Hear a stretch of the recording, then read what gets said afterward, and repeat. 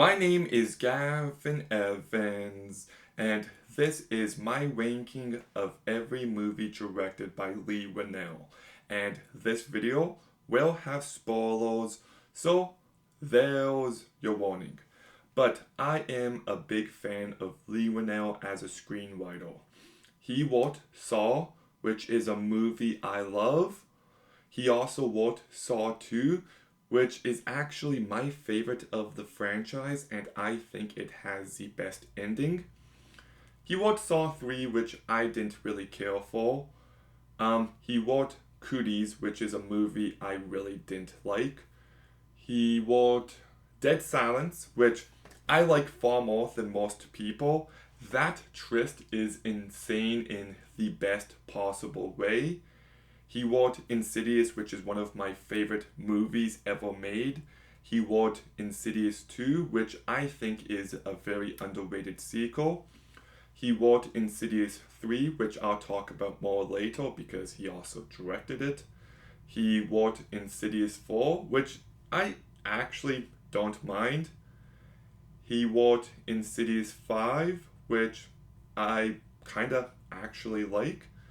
So I like most of what he does, and as a director, he also delivers most of the time. I think this guy is such a unique talent, and I am a big, big fan of his. So let's begin by talking about his worst movie, and it's unfortunately Wolfman. This movie is already the biggest disappointment of 2025, and I don't know if it's going to be beaten. Like, this was really bad. Um, I do like the scene where Blake is hearing something and he's looking around the house, and it turns out to be a spider in a room upstairs. It just shows you how his hearing has increased quite a bit. I do like when the movie cuts to his perspective when his wife is talking to him, and it's just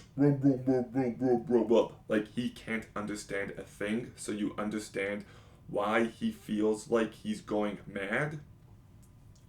There is some cool brutal parts. I do like when he bites off his leg to get away from the bear trap. It felt like a nice little homage to Saw. The movie does have good practical effects. It is shot well, and it does have some cool sound, but this movie still just sucks. Like, the biggest issue is that it's boring. This is a very bland, uninteresting movie, and I thought the acting sucked. Christopher Abbott is awful here. Julia Garner has zero personality, and these two performances are what the movie relies on, and they just fell completely flat. I also thought that Blake's transformation goes from 0 to 100 way too fast. And okay, the writing is also so bad. This movie tries to be about generational trauma, which is just kind of absurd because we see Blake as a kid at the very beginning, and his dad is a little over the top. He does come across like a prick. But also, Blake just wanders away from his dad while they're hunting in the woods, and his son has a gun.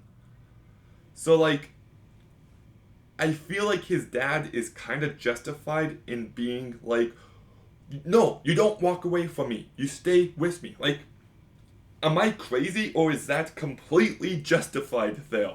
Sure, he could have been nicer about it, and clearly his son feels him, but I just thought it was a terrible way to begin this movie, and especially when it's generational trauma, and you're trying to say that's your cause of trauma.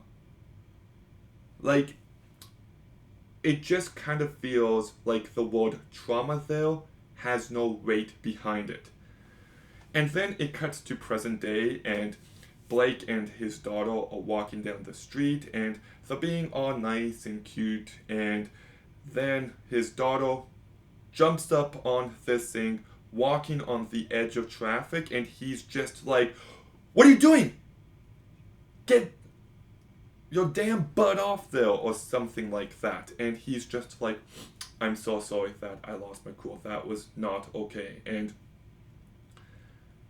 like, yeah, I guess he could have handled it better, but his daughter was on the verge of falling into traffic. Like, I'm sorry, I just thought this was the dumbest way possible to begin this movie. And it's so on the nose, too. And then we get introduced to Julia Garner, and you can tell that she is the bread maker here. She is the one that supports the family, and it kind of seems like the marriage is falling apart. And I was just thinking to myself, what a terrible way to begin this movie. Like, typically in a movie where terrible things happen, you want the family to be perfect and happy at the start before it all comes crumbling down. But here, I was just like, oh, this is a baffling decision, and yeah, I just never really cared for these characters, and what else can I even say? The movie is never scary, it's never thrilling or tense, and the wife pissed me off because there was a scene, and it's a good scene actually, well, Blake is taking off this towel off his scrape, and his arm is just fucked up. And then he starts biting his own arm and eats it. And his wife just is like, huh, that's weird. Well, I'm going to leave my daughter with him now. What?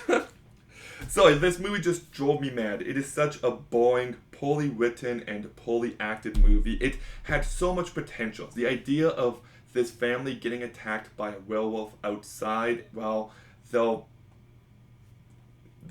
dad and husband is transforming into one inside is a brilliant, brilliant idea. But the execution just sucked. Oh, and to go back to generational trauma, so the dad's dad is the werewolf. So it's like, oh, he passed down being a monster onto his son. And there was just nothing he could do to avoid it? Like, is that what the movie is saying thematically? Because it's so, if so, that's a really stupid, nihilistic way to go about it. So, yeah, I really hated this movie. I really did. It's shit. And I spent a lot of time talking about. So let's move on to his good movies. And his third best movie is Upgrade. I just think this movie is very entertaining. It kind of feels like a Black Mirror episode in the best possible way. And I thought the ending where Stem fully takes over the dude's brain is just so good. It really is. Logan Marshall Green gives a really good performance here, and I love the look of this movie, and it's kind of shocking what Leigh Whannell was able to accomplish here on such a small budget, and the action is really great, and yeah, I just have a good time watching it. The villains are generic, and I don't think it fully excels, but it's still a really good movie. My second favorite Leigh Whannell movie is Insidious Chapter 3, and I just actually rewatched it, and this movie is scary. Like, it really gets under my skin. The fact that Kryn is handicapped and she can't move is such an effective tool. So there's all these terrifying things happening to her, and she just can't do anything about it. she just lies still and wait for things to get worse. And the moment where the man who can't breathe closes the window, turns off the light, closes the laptop as the room gets darker and darker is just masterful in building suspense. The scene where Elise finds the man who can't breathe hanging off her roof is a really terrifying moment as well.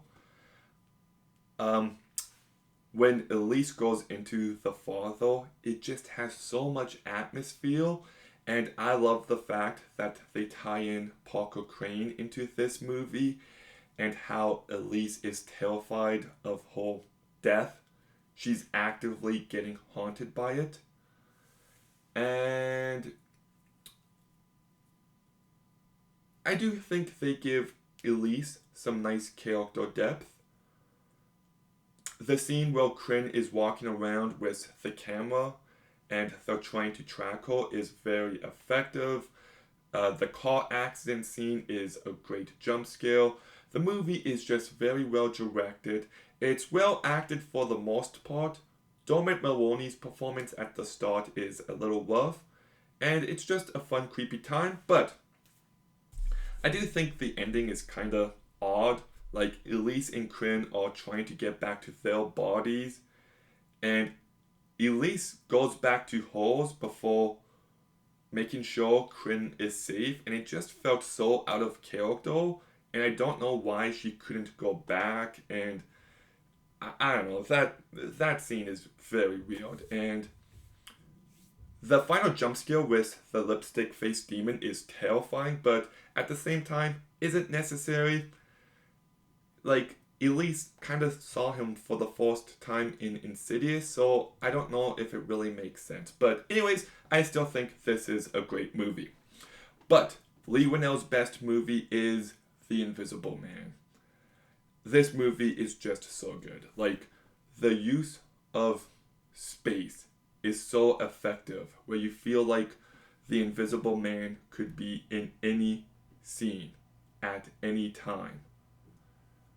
The movie is incredibly well shot. The use of sound is just top freaking notch. And this movie just has a very creepy atmosphere. There are so many effective moments, like when, what's her name? The main girl throws paint onto the Invisible Man. That is such a terrifying scene.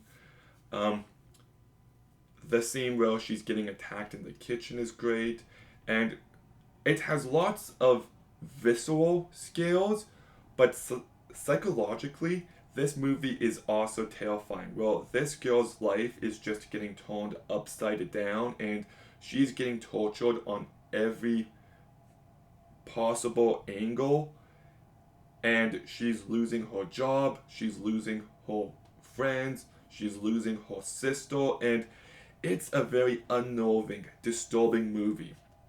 The scene where her sister dies and she gets framed for it is such a terrific moment. It really is. And I think Elizabeth Moss did absolutely incredible here. The fact she wasn't nominated for an Oscar is a complete joke.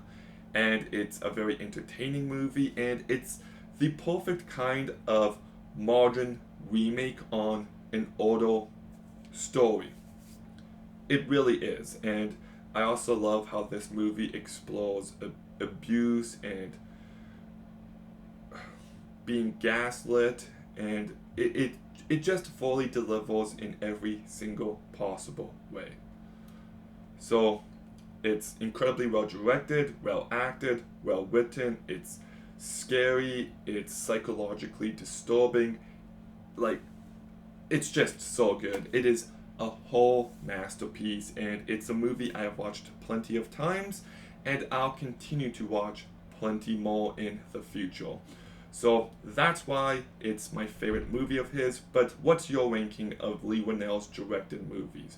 Let me know in the comments down below. Make sure you like, comment, subscribe. Stay tuned for more videos soon. And Gavin out.